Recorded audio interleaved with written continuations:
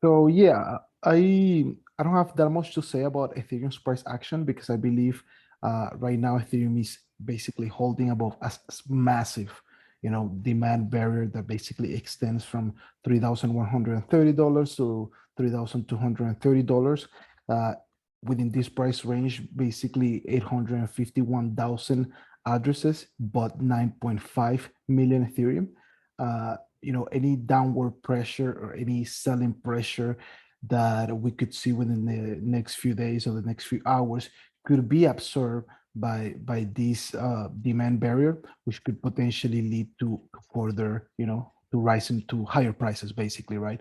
On the way up, if Ethereum manages to, I mean, if buy pressure starts to increase, right, around the current price levels, we could see Ethereum first target $3,700, where basically 140,000 addresses are holding a little bit over 885,000 Ethereum. That's kind of like the first significant area of resistance that I see. But I do believe that Ethereum has kind of like seasonally stable support, which could have the potential to hold and keep any, falling prices at bay and basically lead to higher highs. I'm also a little bit leaning bullish on Ethereum, regardless of the price action that we could see above 3,128, because yeah, whenever we look at the number of Ether tokens that have been basically burned since the recent London hard fork took place, it's about 277 million dollars that have been put out of circulation, and that will never enter the market again, right? Because all of these tokens have basically been destroyed. A little bit about, yeah, kind of like 83,800 Ethereum tokens have been burned since then. So that's a lot of Ethereum that is kind of like exiting the market right now.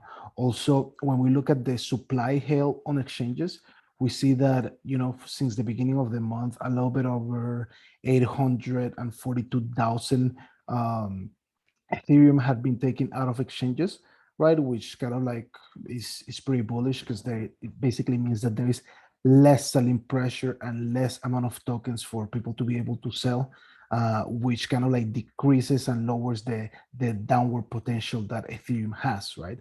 So for the most part, based on this significant decline that we have seen in the number of Ether tokens held on exchanges, since the beginning of the month, also kind of like the massive number of tokens that have been burned since the London hard fork, and the fact that Ethereum holds a strong support, I am leaning a little bit bullish on Ethereum, and I do believe that it could potentially rise towards $3,700. But yeah, that's my take from an on-chain perspective. Maybe you, Akash, have something different from a technical perspective. Yeah, I am not that bullish in Ethereum, despite the recent hard fork, the London hard fork, and the fee burning mechanism that's been implemented now. Yeah, so if you look at the price action, right, for Ethereum, the fair value gap for Ethereum range from here to here, which has now been completely filled on the 23rd August 2 week. The wicks that you see here are kind of voided the fair value gap that would have existed if it didn't wick over here. So I think right now for Ethereum, the only level that could target is this, since this has already been filled. So this is one way to look at it, assuming Ethereum goes here. And another way is to consider this particular green candle, which is the up candle, but a bearish order block. Here, what you can expect is Ethereum, if it does go higher, you can expect a decent amount of rejection here before it actually pierces into this area here, ranging from 3,700 to 4,071. But right now, I think if Bitcoin heads down to 46K, we can easily expect Ethereum to at least come down to somewhere around here, which is 3,087. But I kind of believe that Ethereum is going to retest the 3,000 psychological level once more before it actually heads higher. And yeah, I think we're going to see some strength with Ethereum, at least after we close above the 3,375 level, resistance level here, which is the open of the candle formed on May 18th, right? So anything above this, it's an easy upswing to a 10% upswing. But for now, I'm still leaning bearish, a 6% or probably a 9% retracement before it actually goes higher, right? And it all depends on Bitcoin, right? But from an on-chain perspective, I am the reason, which is the main reason for my bearishness is the Ethereum's MVRV, 365-day MVRV, which is currently hovering was around 65%, roughly 65% level, which is extremely high, and it's been here for a long time, right? And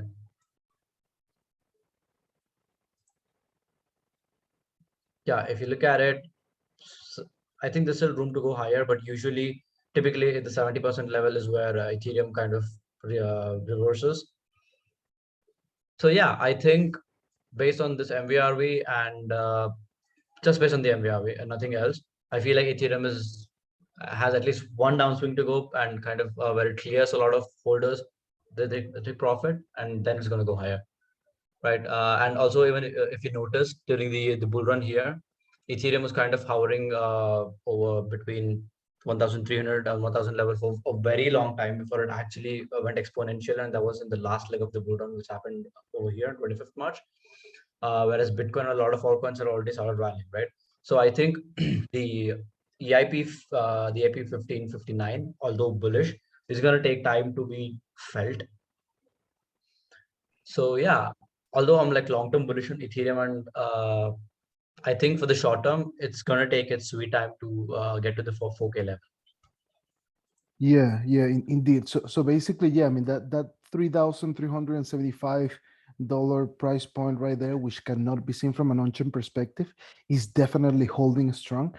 Right now, interesting enough, right now when you kind of like zoom out, right, and you looked at the price action from the beginning of the year, you can kind of like see a similar fractal right there from the beginning, from basically January 1st Okay. until kind of like February, right? Exactly. So you Right. see how that price point right there, 1,438, kind of like the price action seems really similar to what we're seeing right now, where that 1,438 price level is kind of like Oh. holding, right? And then eventually led to a breakout, then a retest of that support level right there before higher highs, right? Okay. Nice, nice, nice. This is So actually a good find. yeah. So I'm definitely looking at that fractal right there from a technical perspective to kind of like happen, right? Which could potentially see Ethereum rise towards, I believe it will be capped by 3,700, maybe $4,000 max, and then kind of like come back towards 3,375 before it basically just advances further. So yeah. Okay. This is really interesting. This is a good find. Mhm. Yeah. But yeah, we'll have to see again on kind of like Ethereum's ability to break through 3,375, right? I mean, if it gets rejected by that level, I believe that the downside will be capped by $3,100. I think that you mentioned that it could be capped by that $3,000 support level right there, right? Which is also a Mhm. psychological level. And then from that point on, it will basically just resume its uptrend and potentially target $3,700 first before it moves up to kind of like $4,000, right? Yes, definitely, definitely. I'm looking at a plus or minus around the $300 level, which is 2.8, approximately 2.9K and 3.1K, is the range that I'm looking for Ethereum to rebound. And that is because if you look at this VIX and the candle bodies over here, a lot of volume was traded here, right? So this will serve as a good support level going forward. And we could see something like this happen here. The triple bottom pattern, which has been really consistent, right? Something like this, right? And then a move higher. Then this happens. Okay. Yeah. Okay, I see. Yeah.